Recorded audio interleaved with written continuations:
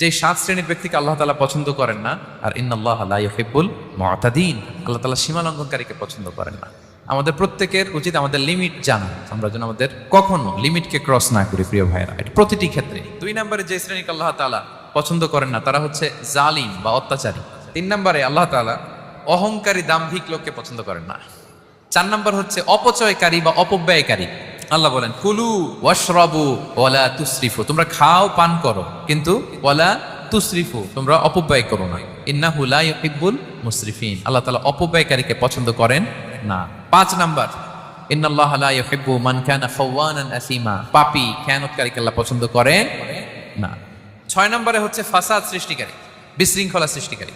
সমাজে যারা বিশৃঙ্খলা সৃষ্টি করে তাদেরকে আল্লাহ পছন্দ করেন না। আল্লাহ বলেন ইন্নাল্লাহা লা ইউহিব্বুল মুফসিদিন, আল্লাহ তাআলা ফাসাদ সৃষ্টিকারীদেরকে কখনো পছন্দ করেন না। সব শেষ হচ্ছে মন্দ কথার প্রচারক আমার ভাইয়েরা।